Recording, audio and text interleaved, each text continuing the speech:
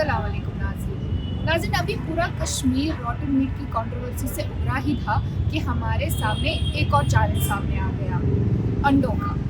ये वही अंडे हैं जो हम रोज़ाना डेली लाइफ में यूज़ करते हैं, चाहे हमारे बच्चे हो, बुजुर्ग हो, बीमार हो।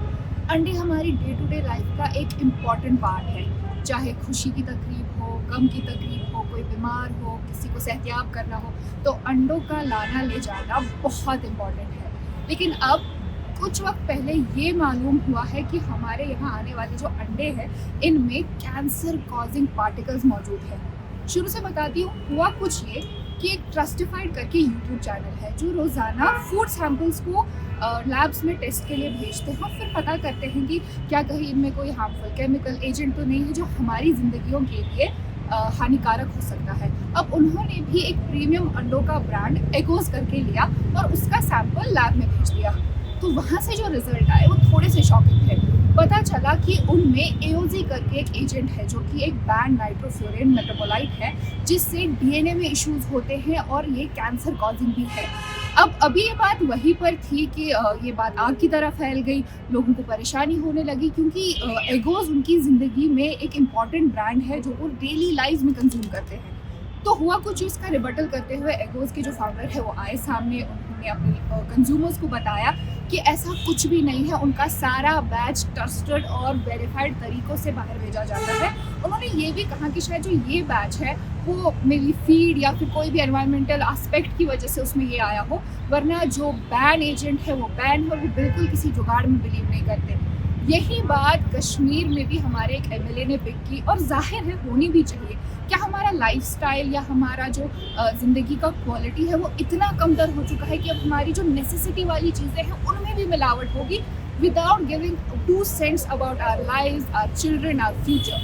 तो उन्होंने भी अपनी आवाज़ उठाई कि अगर ऐसे मेट्रोपॉलिटन सिटीज़ में ऐसा कुछ हो सकता है तो क्या कश्मीर में भी इस चीज़ पे बात करने की या कदम उठाने की ज़रूरत तो नहीं।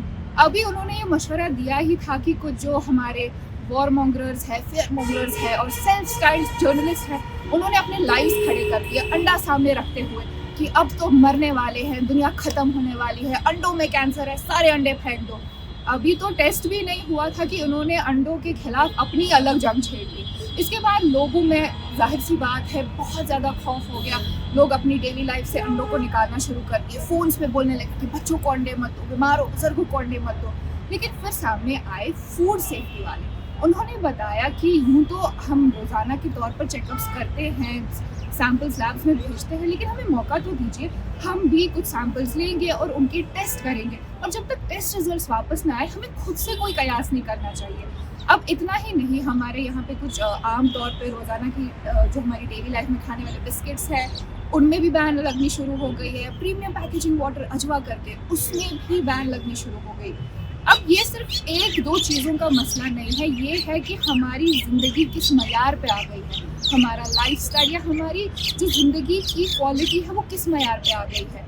फेयर और ह्यूमर मॉन्गरिंग से कुछ नहीं होगा। हमें चाहिए कि कॉन्शियसली हम किसी इंसिडेंट का वेट ना करें कि कहीं पर रॉटन मीट आया है, कहीं पर अंडों में कैंसर कॉजिंग सब्सटेंस पाया गया है। हमें चाहिए कि हम डेली लाइफ में चीज़ों पे क्वेश्चन करें। सिर्फ हाथ में महंगा फ़ोन या ब्रांडेड कपड़े पहनने से कुछ नहीं होता है।